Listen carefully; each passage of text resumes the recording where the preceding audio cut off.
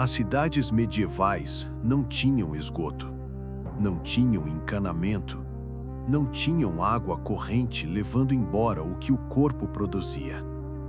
Tudo ficava ali, debaixo das casas, nos quintais, em fossas cavadas na terra.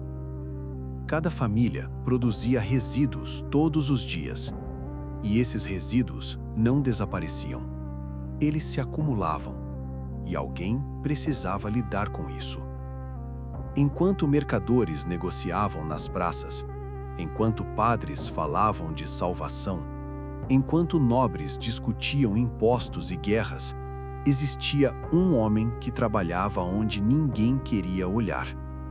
Ele descia nas fossas, à noite, quando a cidade dormia, com baldes, cordas gastas, lanternas fracas, e muitas vezes com as próprias mãos. O nome do ofício variava. Em algumas regiões era chamado de removedor de fezes, em outras de gong farmer. Mas a função era sempre a mesma: retirar excrementos humanos acumulados para que a cidade não adoecesse. O cheiro era sufocante, tão forte que muitos desmaiavam durante o trabalho. Dentro das fossas, gases tóxicos se acumulavam. Alguns homens morriam ali mesmo, sufocados antes de tocar o fundo.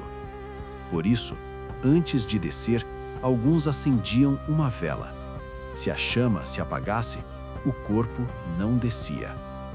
Ainda assim, o trabalho precisava ser feito, porque quando as fossas enchiam, o conteúdo vazava para as ruas, escorria pela terra, contaminava poços.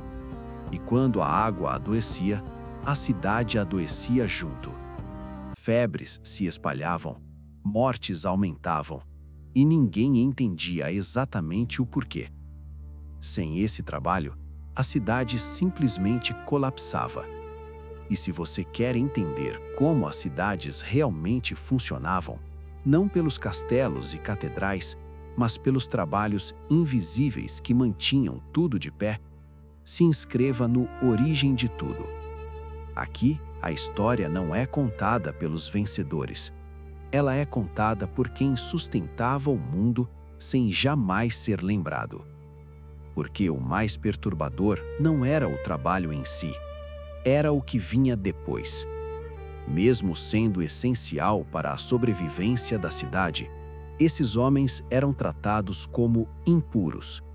Eles não podiam frequentar tavernas comuns, eram evitados nas igrejas, moravam afastados das áreas centrais, trabalhavam de madrugada para não serem vistos. A sociedade precisava deles, mas fingia que eles não existiam. Economicamente, porém, o trabalho era indispensável. À medida que as cidades cresciam, mais gente significava mais resíduos. Mais resíduos significavam mais risco. Cidades que não conseguiam manter esse serviço pagavam um preço alto. Poços contaminados, bairros abandonados, comércio enfraquecido. Mercadores evitavam certas regiões. Ruas inteiras perdiam valor. Manter as fossas limpas não era apenas uma questão de higiene, era uma questão econômica. Sem saneamento, não havia mercado, não havia crescimento, não havia cidade. Por isso, apesar do desprezo, o pagamento era relativamente alto. Não por respeito, mas porque poucos aceitavam fazê-lo. Era um trabalho comprado pela necessidade. E isso revelava uma verdade desconfortável. A cidade só funcionava porque alguém aceitava carregar o que todos produziam, mas ninguém queria assumir. Hoje o trabalho mudou de forma, mas não de lógica. Ainda existem pessoas que lidam com resíduos, riscos e invisibilidade. A diferença é que agora chamamos isso de infraestrutura, mas a base é a mesma. Alguém precisa tocar no que o resto da sociedade prefere não ver. O removedor de fezes não foi um erro do passado. foi uma engrenagem silenciosa. Sem ele, não havia cidade, não havia comércio, não havia ordem. A história costuma lembrar reis, batalhas e catedrais. Mas o mundo medieval também foi construído por pessoas que trabalhavam no escuro, respirando o insuportável, para que outros pudessem viver acima da sujeira.